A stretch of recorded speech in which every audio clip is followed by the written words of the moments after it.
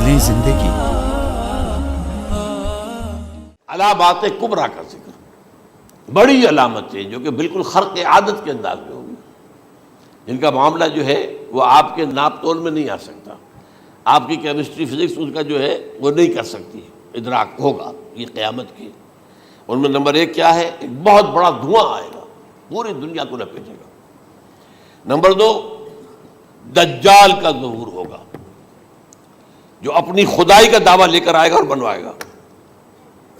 اس کے ہاتھ میں ہو جائیں گے، قبضے میں ہو جائیں گے سارے ذرائع پیداوار کے۔ اس کی طرف بھی پہلا قدم اٹھ چکا ہو، ٹرپس کے نام سے معاہدہ ہو چکا ہے۔ کوئی ملک اپنا بیج پیدا نہیں کر سکتا ہو، یہ بیج ہم نے ڈیولپ کیے ہیں۔ ان کے ڈیولپمنٹ سے پہلے تم ایک ایکڑ سے کتنی گندم لیتے تھے، آج کتنی لے رہے ہو؟ کس بنا پر؟ جینیٹکس کا جو کام ہم نے کیا ہے اس کی بنا پر ہو رہا۔ ہاں تو ہمارا حق ہے، اس کی رائلٹی ہمارے پاس آنی چاہیے۔ لہذا صرف ان اداروں سے، ملٹی نیشنل سے خریدا جائے گا بیج، اور بیج بھی وہ دیں گے وہ کہ جس سے جو فصل اگے گی وہ بیج نہیں لا سکتی، وہ بیج کا کام نہیں کر سکتی۔ جیسے آپ کو معلوم ہے کہ آپ کے ہاں جو گوشت کھایا جاتا ہے مرغے کا، تو مرغا وہ جو ہے اس میں، مرغا ہو یا مرغی ہو، اس کے اندر کوئی وہ کیفیت ہی نہیں ہے۔ ان کے انڈے جو ہے ان سے آپ بچے حاصل نہیں کر سکتے، ہے تو انڈا، دیکھنے کو تو انڈا ہے، لیکن وہ بنڈا جو ہے اس سے بچہ تو نہیں حاصل کر سکتے۔ ایسے ہی وہ گندم کا بیج لیں گے، نظر آئے گی گندم، لیکن اس کے اندر وہ صلاحیت نہیں ہے کہ اس سے جو فصل اگے گی اس کا نتیجہ جو ہے وہ بھی آپ لے سکیں۔ یہ ہونا ہے، اللہ جانے، قدم اٹھ رہے ہیں ادھر۔ پھر یہ ہے کہ دابۃ الارض، زمین سے ایک حیوان نمودار ہوگا، زمین شق ہوگی۔ ابھی میں کہہ رہا ہوں خرق عادت ہے، یہ چیزیں وہ نہیں ہیں جو ہماری کسی حساب کتاب میں جو باتیں پہلے آئی ہیں وہ تو حساب کتاب میں آ رہی ہیں، ساری سمجھ میں آ رہی ہیں، ساری چیزیں مشاہدہ ان کا ہو رہا ہے۔ لیکن یہ ہے کہ دابۃ الارض، یہ کہتے ہیں کہ کوہ صفا، اس میں تو نہیں ہے حدیث میں، کوہ صفا پھٹے گا اور اس میں سے ایک حیوان دابہ وہ ظاہر ہوگا، تو اسی لیے فرمایا ہے وَإِذَا وَقَعَ الْقَوْلُ عَلَيْهِمْ أَخْرَجْنَا لَهُمْ دَابَّةً مِّنَ الْأَرْضِ تُكَلِّمُهُمْ، تو ہم اندر سے پیٹ کے چیر کر زمین کے پیٹ کو ایک حیوان کو برآمد کریں گے جو انسانوں سے بات کرے گا، گفتگو کرے گا۔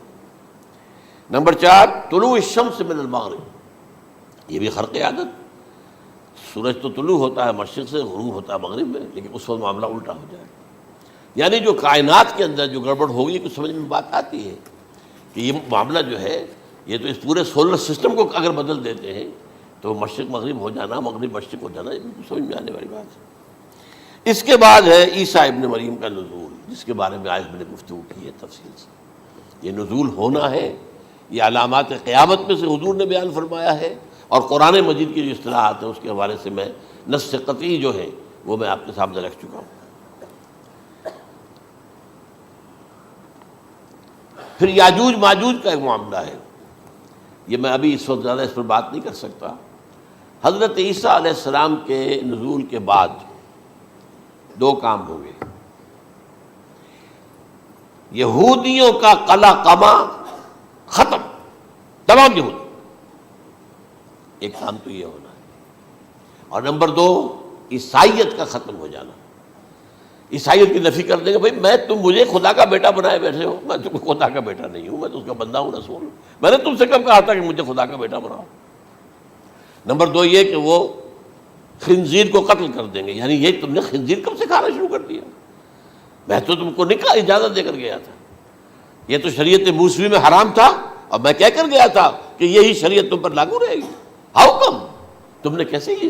آج بھی بہت سے رومن کیتھولکس جو ہے وہ سور نہیں کھاتے، وہ اس میں ہے ان کے اندر کچھ نہ کچھ بات جو ہے جو حضرت عیسیٰ کی تعلیمات کا کچھ اثر ان کے ہاں ہے۔ میں تو ایک مرتبہ، یہ 1971 کی بات ہے، 4-5 دن کے لیے برسلز میں رکا تھا، اس لیے کہ وہاں مجھے ایک صاحب نے خط لکھا تھا کہ وہاں ایک نوجوان ہے، ابھی اس ایمان لایا ہے، اور اس کے کچھ مسائل ہیں، ہم کوشش کر رہے ہیں ان کے مسائل حل کریں، آپ بھی جا رہے ہیں۔ میں انگلینڈ جا رہا تھا تو واپسی پر آپ ان کے یہاں چند دن ٹھہرے، میں حیران ہوا، ویسے اس نے مجھے اپنے گھر ٹھہرایا نہیں، اس لیے کہ ماں باپ تو اس کے کرسچن تھے، اور پولیس کا چیف آفیسر اس کا باپ تھا، چیف آف پولیس فورس۔ اس نے مجھ سے ایک دن کھانے پہ بلایا، میں ہوٹل میں ٹھہرایا مجھے، اس نے کہا آپ اطمینان سے یہاں کھانا کھائیں، اس گھر میں نہ آج تک کوئی شراب کی بوند آئی ہے اور نہ ہی کوئی بوٹی آئی ہے سور کی۔ Roman Catholics. اب اکلوتا بیٹا تھا یہ عبدالعزیز، اس نے بعد میں نام رکھا، وان کینٹر اس کا نام تھا جو کہ اوریجنل تھا، پھر اس نے نام رکھا عبدالعزیز وان کینٹر، پرانا نام بھی حالانکہ نہایت نیک، نہایت خوبصورت۔ 28 سال کی عمر تھی، اور اس وقت میں نے دیکھا تھا کہ اس کی فقہی معلومات جو ہے میری معلومات سے 10 گنا زیادہ۔ اس کی وجہ کیا ہے؟ وہ گیا تھا موراکو میں ایز اے ٹیچر ملازمت کرنے، پیسہ کمانے، وہاں وہ مسلمانوں سے اس کا ہوا رفع ضبط ہوا، اسلام کی تعلیمات سامنے آئی، اسلام لے آیا۔ اب اکلوتا بیٹا ہے، اب ماں باپ جو ہے کرسچن کیتھولکس۔ جب وہاں سے واپس آیا تو پھر کہتے ہیں کہ ہمارے درمیان ایک معاہدہ ہے، وی آر لیونگ ٹوگیدر، لیکن یہ معاہدہ ہے ہم مذہب پہ بات نہیں کریں گے، بس باقی جو بھی ہے وہ ساتھ رہ رہے ہیں۔ لیکن میں حیران ہوا، مجھے معلوم نہیں تھا۔ اچھا، اس کے بعد اس نے جب اسلام کا فیصلہ کیا تو اس کے سامنے سوال آیا کون سی فقہ اختیار کروں؟ تو اس نے بڑی جو ہے تھورو اسٹڈی کی ہے تمام فقہوں کی، کمپیریٹو اسٹڈی، ان کو کرنے کے بعد پھر فائنل فیصلہ اس کا یہ تھا کہ حنبلی فقہ میں اختیار کروں گا۔ چاروں فقہوں میں سب سے لیٹسٹ حنبلی ہے، یعنی حنفی نمبر 1، پھر مالکی نمبر 2، پھر اس کے بعد شافعی نمبر 3، پھر یہ امام احمد ابن حنبل ہے۔ اور امام احمد ابن حنبل کے زمانے تک احادیث بہت بڑے پیمانے پر جمع ہو چکی تھی، جبکہ ابھی حضرت امام ابو حنیفہ کے زمانے میں کوئی اتنا زیادہ جو ہے حدیث کا بھی ذخیرہ نہیں بنا تھا۔ اسی پر تو لوگ حیران ہوتے ہیں کہ زیادہ حدیث امام ابو حنیفہ کے علم میں نہیں تھی، لیکن مجال ہے کہ ان کا کوئی فتویٰ جو ہے کتاب و حدیث کے، کتاب اور سنت کے خلاف ہو۔ اگرچہ انہوں نے صاف کہا کہ اگر تم پاؤ کوئی ایسی سچی حدیث، پختہ حدیث جو میری کسی رائے کے خلاف ہو تو میری رائے کو دیوار پر دے مارنا اور اس صحیح حدیث کا پیروی کرنا۔ لیکن ویسے اس کے بعد یہ کمال یہ ہے کہ بہت ہی کوئی شاذ معاملہ ہے کہ جس میں ان کا کوئی فتویٰ وہ کتاب و سنت کے منافی ہو یا سنت کے منافی ہو۔ کتاب پہ تو سوال پیدا نہیں ہوتا، کتاب تو ساری ان کے سامنے موجود تھی۔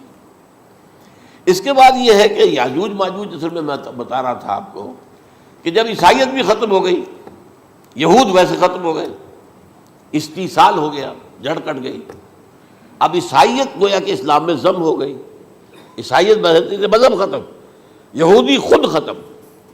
اب یہ طاقت کتنی ہو جائے گی؟ تقریباً 2/3 دنیا آ گئی، تمام اب عیسائی 2 ارب کے قریب ہیں، 1 ارب 90 کروڑ ہوں گے، یا مسلمان بھی 1 کروڑ 50-60 لاکھ ہیں، دونوں کو جوڑ لیجیے کتنے ہو گئے؟ 6 ارب کل آبادی ہے۔ لیکن اس کے بعد آتا ہے یاجوج ماجوج کا خروج۔ یہ یاجوج ماجوج میرے نزدیک چائنا اور رشیا ہے، ان کی مجموعی طاقت اتنی ہوگی اور یہ اس طرح آئیں گے ہر اونچائی پر سے اترتے ہوئے، پھسلتے ہوئے، جیسے 1962 میں جب وار ہوئی تھی بٹوین چائنا اینڈ انڈیا 1962 میں، تو وہ اس وقت کا نقشہ مجھے آج بھی اخبارات میں پڑھتا تھا تو یاد، waves after waves of Chinese soldiers were coming down the slopes of Himalayas۔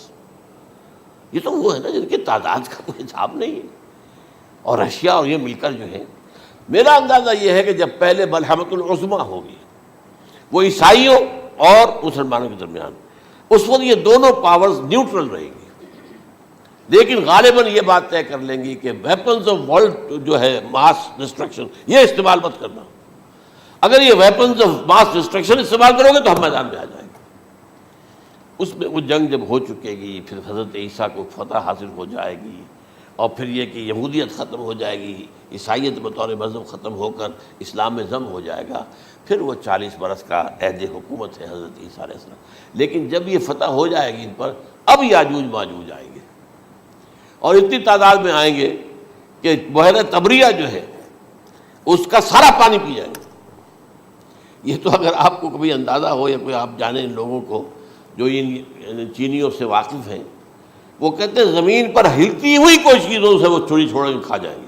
جہاں وہ جاتے ہیں ایز اے لیبرر، وہاں کے جو سارے کتے ہیں ختم، ساری بلیاں ختم، ہر شے، وہ جو سانپ کھاتے ہیں، ہر چیز کھاتے ہیں، اور یہ تمام ایسٹرن کنٹریز کے اندر ہوتا ہے، بڑی ڈیلیشس ڈشز ہیں یہ، سانپ وغیرہ وغیرہ، اور یہ جس طرح کھا جائے، پانی پیا ایک قطرہ نہیں رہے گا اس پر. تو پھر جو ہے اللہ تعالیٰ اس وقت جو ہے اس میں ایک ایسی بیماری پیدا کرے گا کہ یہ سب مر جائیں. یہ معجزے سے ہوگا، یعنی ان کے اوپر فتح جو ہے وہ عام لڑائی کے ذریعے سے نہیں ہوگی، بلکہ اس کے اوپر فتح جو ہوگی وہ اللہ تعالیٰ سے بوجھ، ایک بیماری پیدا ہوگی سب مر جائیں گے. اور اس کے بعد اللہ تعالیٰ ایسے پرندے بھیجے گا بڑی لمبی لمبی گردنوں والے، وہ ان سب کو کھا جائیں گے. جیسے ہمارے ہاں گدھ ہوتے ہیں وہ ان کو صاف کر دیں گے. ورنہ تو یہ ہے کہ پوری دنیا کے اندر جو بدبو اور جو پیدا ہوتا معاملہ اس سے، تو اس نوع انسانی کی بقا ممکن نہیں تھی. ان کے خاتمے کے بعد پھر یہ ہوگا کہ حکومت اسلامی جو ہے پوری دنیا میں حضرت مسیح علیہ السلام کی ہوگی. 45 برس وہ رہیں گے، اسی میں وہ کہلن بھی آ جائے گا، وہ فی المہد و کہلن جو میں نے شروع میں بیان کیا تھا. اسی میں پھر یہ ہے کہ وہ شادی بھی کریں گے، ان کی اولاد بھی ہوگی، اور پھر ان کا انتقال ہوگا تو حضرت حضور صلی اللہ علیہ وسلم کے حجرے میں، وہیں پر جہاں حضور اور ابو بکر اور عمر رضی اللہ تعالیٰ عنہم دفن ہیں، وہیں پہ ان کو دفن کیا جائے گا. اور قیامت کے دن حضور فرماتے ہیں کہ میں اور یہ تینوں ساتھ نکلیں گے. تو یہ ہے والات و واقعات. بہرحال اس میں یہ ہے کہ یہ نوٹ کر لیجئے کہ جہاں تک ہمارے ہاں آج کل کا معاملہ ہے، میرے نزدیک میں یہ کہنے پر مجبور ہوں، جو رفع و نزول مسیح کو نہیں مانتا وہ کم سے کم منکر حدیث ضرور ہے. میں اس سے کم کا فتویٰ نہیں دے سکتا. اب یہ ہے کہ جو لوگ مہدی کو نہیں مانتے ان کا معاملہ میں مختلف سمجھتا ہوں. چند منٹ لے رہا ہوں آپ کے، اور اس لیے کہ ان کی حدیثیں صحیحین میں نہیں ہیں، بخاری مسلم میں نہیں. اور یہ کہ بہرحال ان کا معاملہ جو ہے وہ ایسا نہیں ہے حضرت عیسیٰ کا. حضرت عیسیٰ کے آنے کا جو کچھ ہوگا وہ تو میں نے آپ کے سامنے بیان کر دیا. لیکن یہ ہے کہ حضرت مہدی ہمارے نزدیک اس میں خرق عادت کوئی ہے ہی نہیں. جیسے ہر صدی کے مجدد ہوتے ہیں، آخری صدی کے مجدد وہ ہوں گے، اور میرے نزدیک یہی آخری صدی ہے، اور اسی میں حضرت مہدی کا ظہور ہو جانا. سعودی عرب میں کوئی خانہ جنگی ہوگی کسی بادشاہ کے انتقال پر، اور پھر اس وقت یہ ظاہر ہوں گے. اس وقت ملک کے حالات کو سنبھالنے کے لیے لوگ ان کو زبردستی نکالیں گے، چھپے ہوئے ہوں گے ایک گھر میں. یہ حضرت ام سلمہ رضی اللہ تعالی عنہ کی روایت ہے کہ ایک بادشاہ کے انتقال پر یہ خانہ جنگی ہو جائے گی، اور ایک شخص مدینے سے بھاگ کر مکے میں چھپ جائے گا. یہ تو ہے ان کے الفاظ، میں توجیہ کر رہا ہوں. یہ لوگ ان کی طرف دیکھ رہے ہوں گے کہ یہ جو وقت آیا ہے فتنے کا ہماری قوم پر، ہمارے ملک پر، تو ان کی شخصیت ایسی ہے کہ یہ بیچ میں آئیں، صلح صفائی کرائیں، اور وہ جو ہے اس ذمہ داری سے بچ کر بھاگیں گے اور جا کر مکے میں چھپ جائیں گے. پھر لوگ انہیں تلاش کر کے نکالیں گے اور زبردستی ان کے ہاتھ پر بیعت کریں گے، ورنہ وہ اتنے بڑے منصب کو. اور پھر یہ بھی ہے، ایک حدیث میں آتا ہے یصلحو فی لیلۃ واحدہ، ایک رات میں ان کی مکمل اصلاح کر دیں گے. یعنی اگر کوئی تھوڑا بہت نقص اور عیب کوئی ہوا بھی، کوئی کمی کوتاہی ہوئی بھی، تو اللہ تعالیٰ ایک رات میں اصلاح کروا دیں گے. لیکن ہمارے نزدیک اس کے اندر کوئی خرق عادت ہے ہی نہیں.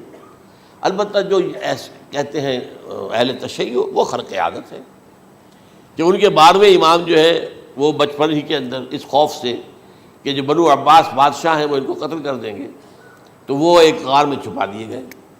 اب وہ 1200 برس سے اس غار کے اندر چھپے ہوئے، اور اس کے بعد وہ ظاہر ہوگی، وہ امام مہدی ہوں گے. اس میں خرق عادت ہے. لیکن میں یہ کہتا ہوں کہ محض خرق عادت کی بنیاد پر ہم اس کی نفی نہیں کریں گے. کیوں؟ کیا ہم یہ نہیں مانتے کہ اصحاب کہف 300 برس تک سوئے رہے؟ یہ کیا عام بات ہے؟ حضرت عزیر علیہ السلام اللہ نے انہیں موت دی، موت، اور 100 برس کے بعد زندہ کر کے اٹھا لیا. تو خرق عادت حضرت عیسیٰ کو ہم اتنا بڑا خرق عادت مانتے ہیں کہ اٹھا کر آسمان پر، تیسرے آسمان کے اوپر ہیں، موجود ہیں، اب بھی ہیں. شب معراج میں تیسرے آسمان پر حضور کی ملاقات ان سے ہوئی. تو یہ خرق عادت کی بنیاد پر نفی نہیں ہم کرتے. ہو سکتا ہے، لیکن یہ کہ اس کے لیے ہمارے پاس کوئی دلیل نہیں، کوئی احادیث نہیں، کچھ نہیں، اس لیے ہم اس کو نہیں مانتے. البتہ خود وجود جو ہے حضرت مہدی کا وہ کوئی عجیب بات نہیں ہے. وہ تو جیسے پہلے بھی آئے ہیں ہمارے مجددین، ایسے مجدد ہوں گے اور دین کو تازہ کر دیں گے. ایک صحیح اسلامی ریاست جو ہے وہ عرب میں قائم ہو جائے گی دوبارہ.